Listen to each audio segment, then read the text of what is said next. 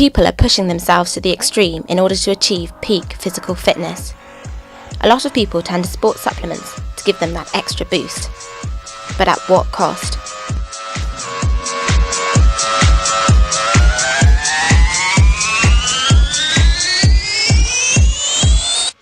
And then it happened.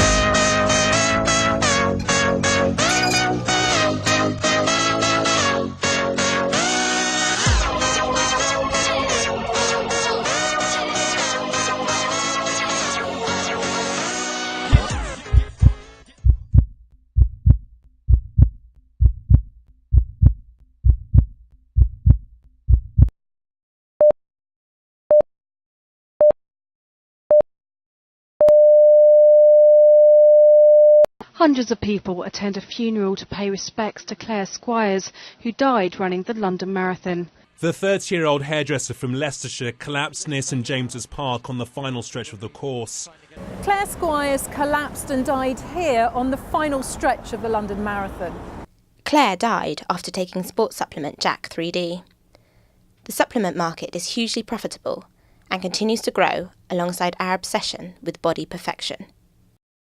I think people do know there's health risks, but they definitely they don't really care. I think it's more of a case of, you hear how good things can be on the other side of taking it, so you kind of don't take that into account. You just you take it in order to, better your workout or, try and get bigger or, whatever you want to try and do. You don't really care about the side effects. If you went to a bodybuilder's gym, you probably wouldn't find it very hard to ask the guys in there how to, source what you want, essentially, whether that's, legal supplements or possibly even illegal. But when I took caffeine with aspirin, basically it's innate to raise your heart rate and increase your metabolism. But when I was taking it, I got a really light head. I was taking it on work and also just felt really nauseous. Was trying to maintain it throughout the time I was working. It was really hard. And also going to the gym, you feel really lightheaded and to be honest, at times like I was going to pass out.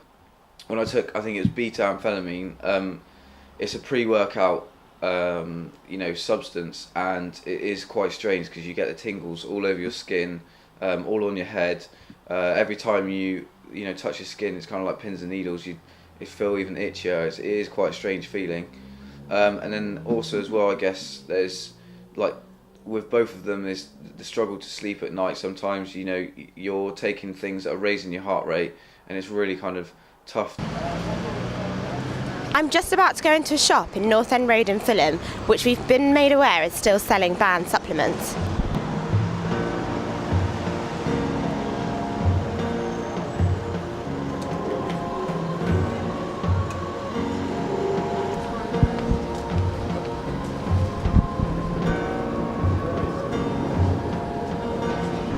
I've just been into that shop and I've managed to obtain Jack 3D.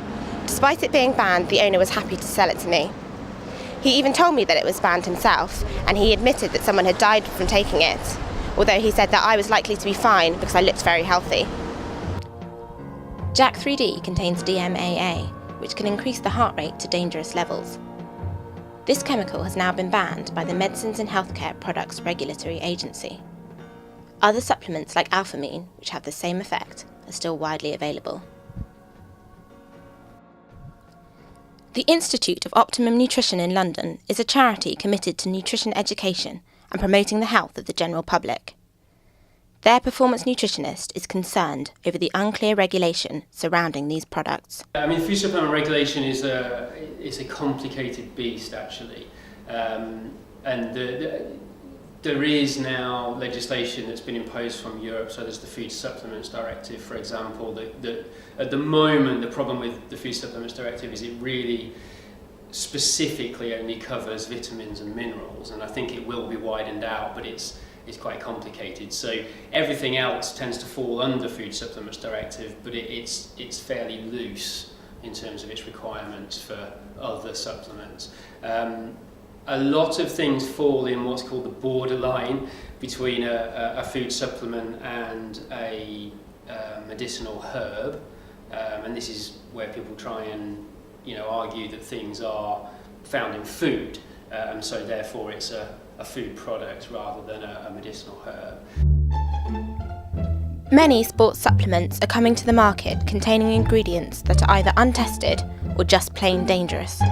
It's only after accidents or fatalities occur that these supplements are withdrawn.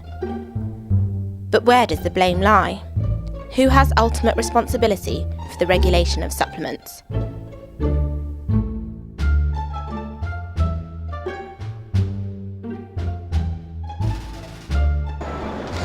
First, I contacted the Medicines and Healthcare Products Regulatory Agency.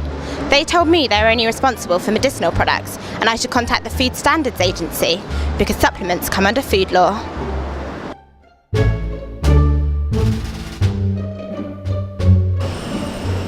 So I tried to set up an interview with the Food Standards Agency.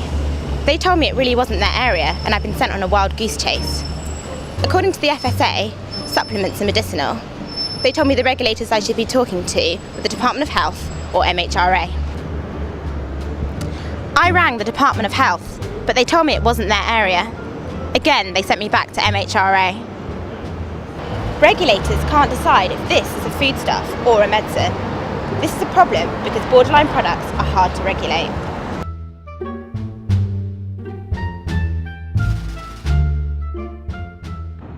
With new records being set every year, athletes are under constant pressure to perform better.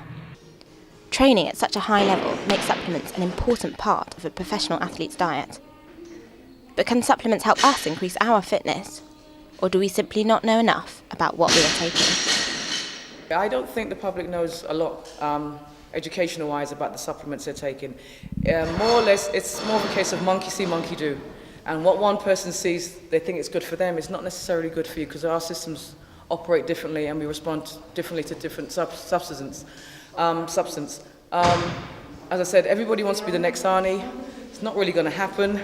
But I think, it's a good idea if people just educate themselves because they say a little knowledge is a dangerous thing and that's what's happening. People are just dabbling because their mate's done it and their mate's done it. Although there are proven benefits to supplementing our diets by taking products like creatine, there is a darker side to this largely unregulated industry. New supplements frequently come to the market without sufficient research or testing. The consequences can be tragic. And then it happened.